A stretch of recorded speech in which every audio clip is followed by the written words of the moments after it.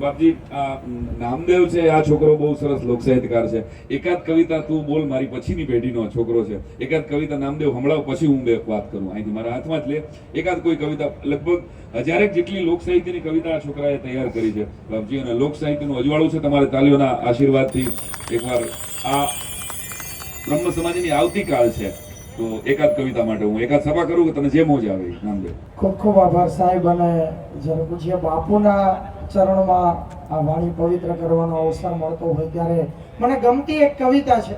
સ્વાગત. અને પાર્થ બાપુ હરિયાણીએ લખેલી છે કે અત્યારે ઉનાળાનો ધોમ તાપ તપતો હોય અને બરાબર બપોરે 12 વાગે સૂરજ નારાયણ મધ્યમાં હોય અને કવિ સૂર્યને પ્રશ્ન કરે છે કે રામ સમાન રઘુવંશ में भयेसु लाखन भूप तो भी सूरज नित जले कारण कोण मधु.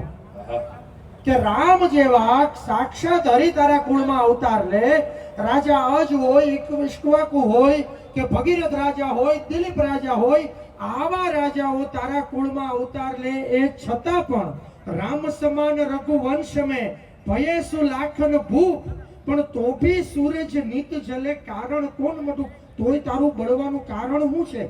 સાક્ષાત વિષ્ણુ તારા કુળમાં અવતાર લે તો હવે તારી બધી ઈચ્છાઓ પૂરી નથી થઈ ગઈ? હવે સૂર્યનારાયણ જવાબ આપે છે.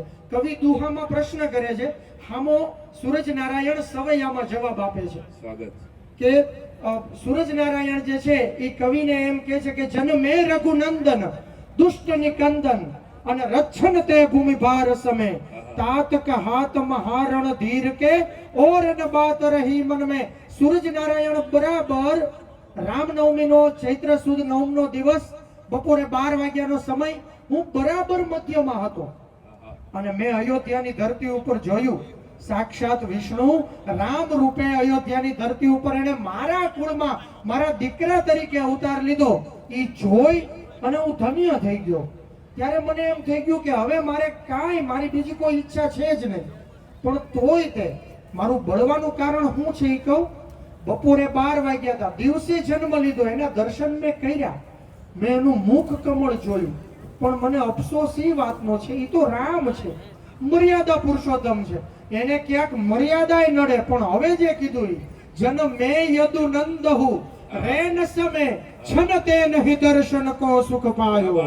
ક્યા બાત હે. ઈ જ્યારે પૂર્ણ પુરુષોત્તમ તરીકે જ્યારે અવતાર લીધો, કૃષ્ણ રૂપે જ્યારે અવતાર લીધો, ત્યારે તો રાતના 12 વાગ્યા હતા. અને 12 વાગે હું તો હોઉં નહીં, પણ પછી કીધું મધુપ કહે કવિ નૃપ કો હે રંજ લે ગયો લાભસુ ચંદ સવાયો. જે મારા પ્રકાશથી જીવે છે ઈ ચંદ્ર ઈ દર્શનનો લાભ લઈ ગયો ને, એટલે હું દરરોજ આમ નામ ધકધકતા ઘોડાની જેમ બોલું છું. વાહ નામદેવ બાપુ, તમે જ શીખવાડ્યું છે કે છોડતા આપણે આપણો વારો આવી જાય પછી કોકને વારો દેતા થયો, એટલે મેં આ નામદેવને વારો આપ્યો. એકવાર ખૂબ તાળીઓના ગણગણાટથી નામદેવને બતાવો. આ આવતીકાલનું લોક સાહિત્યનું અજવાળું છે.